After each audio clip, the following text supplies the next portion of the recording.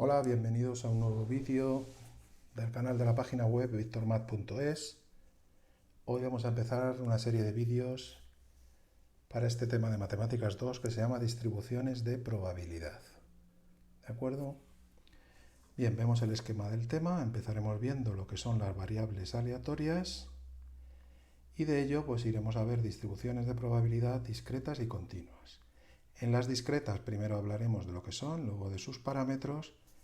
Y por último veremos la distribución binomial, que es el mejor ejemplo de distribución de probabilidad discreta y el más utilizado.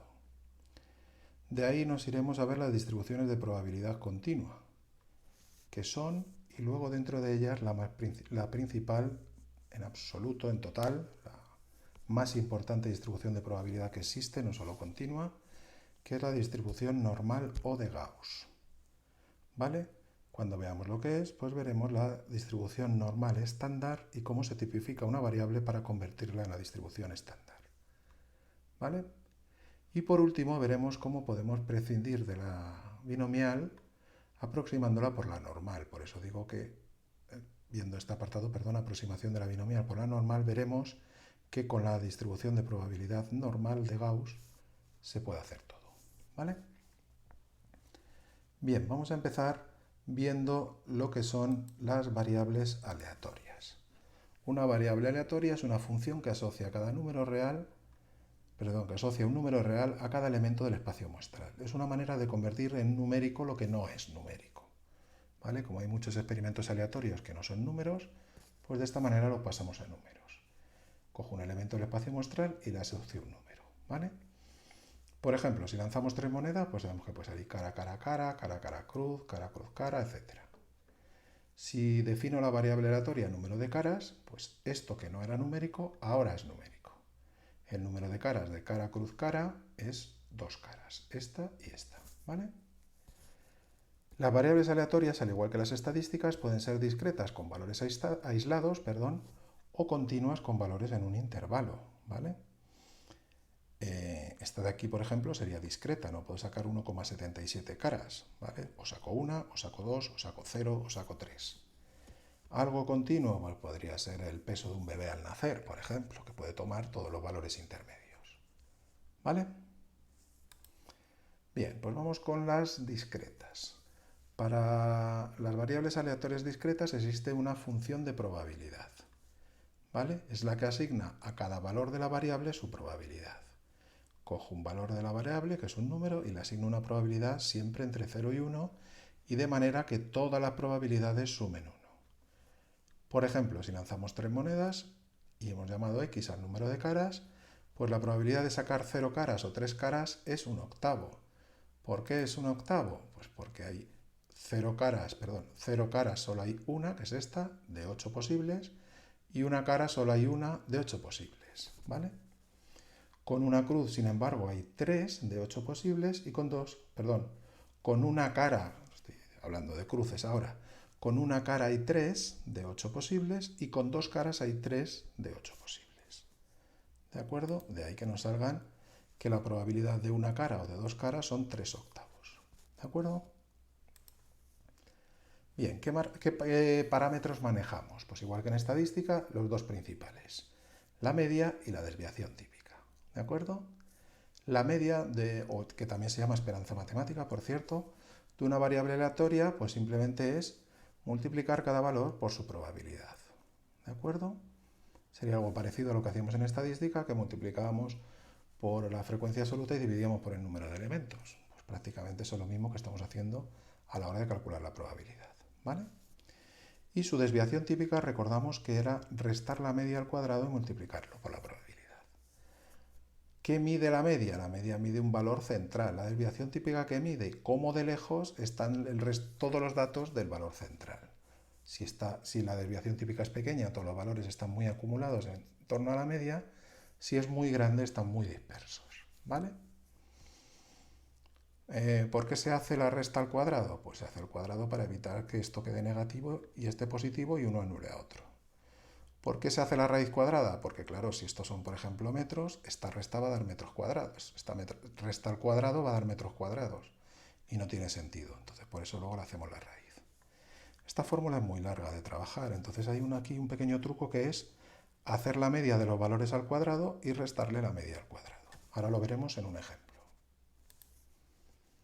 Dice, en una caja de bombillas unas lucen y otras son defectuosas, con igual probabilidad de ambas. Elegimos dos bombillas y tomamos como variable aleatoria el número de defectuosas. El espacio muestral pues sería este, luce, luce, luce defectuosa, defectuosa, luce, defectuosa, defectuosa. Y tiene o 0 defectuosas, o una defectuosa, o 2 defectuosas. ¿Vale? ¿Cuáles son sus probabilidades? Pues que haya 0 defectuosas es 1 de 4, que haya una defectuosa, que son estas dos, sería 2 cuartos, que es un medio, y la otra un cuarto también. Luego su media sería 0 por un cuarto, más 1 por un medio, más 2 por un cuarto, que da 1. ¿Vale? Para calcular la desviación típica lo que hacemos es multiplicar el cuadrado de la variable por su probabilidad. Es decir, 0 por un cuarto, 1 por un medio y 4 por un cuarto, 2 al cuadrado por un cuarto. ¿Vale? Y me da 3 medios. Entonces su desviación típica es este valor, que es 3 medios, menos este al cuadrado.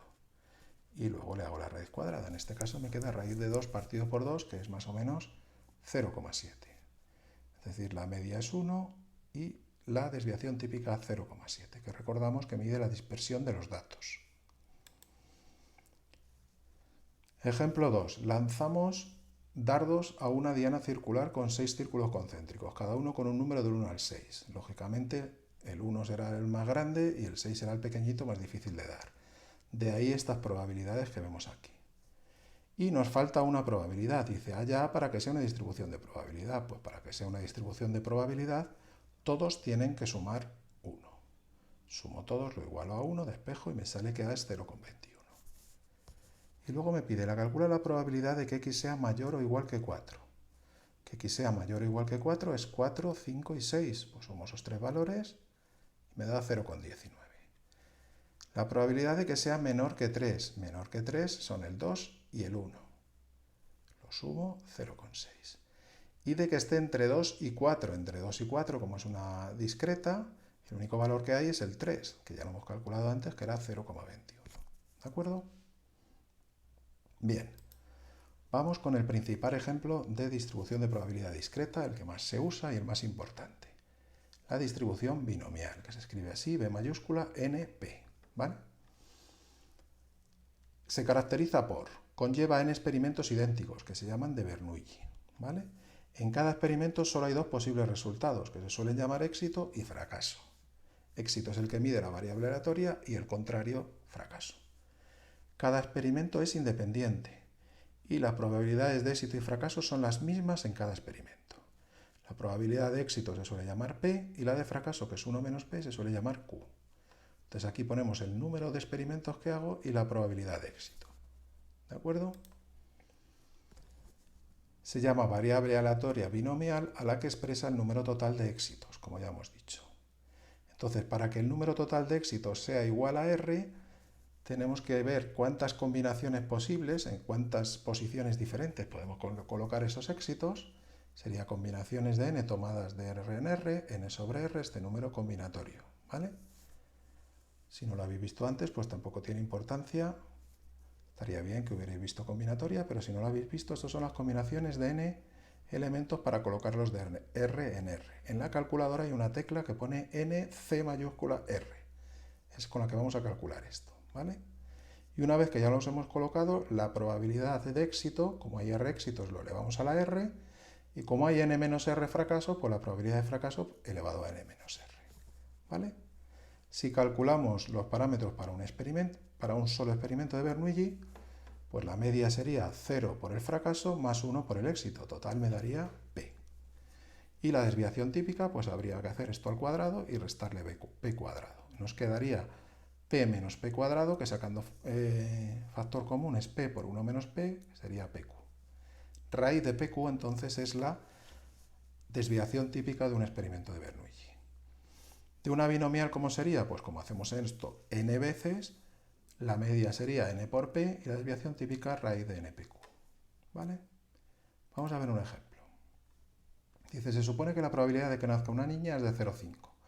Calcula la probabilidad de que en una familia de 6 hijos sean todas hembras, al menos 2 niñas, 3 niñas y luego al final calcula la media y la desviación típica. Bien, pues como hay 6 experimentos de Bernoulli y la probabilidad de éxito, que en este caso será X será el número de hijas, con lo cual la probabilidad de éxito será 0,5. ¿Vale? 6, 0,5. ¿Cuál es la probabilidad de que haya todo hembras? Pues sería la probabilidad de que X sea igual a 6. Aplicamos la fórmula, 6 sobre 6, 1 medio elevado a 6, y también habría que poner 1 medio elevado a 0, que es 1, por eso no lo hemos puesto. Hacemos este cálculo, nos sale 0,015625. ¿De acuerdo? Al menos 2 niñas, perdón, le he dado 2 veces. Al menos 2 niñas, pues la probabilidad de que X sea mayor o igual que 2. Claro, mayor o igual que 2 son el 2, el 3, el 4, el 5 y el 6. Son muchos cálculos.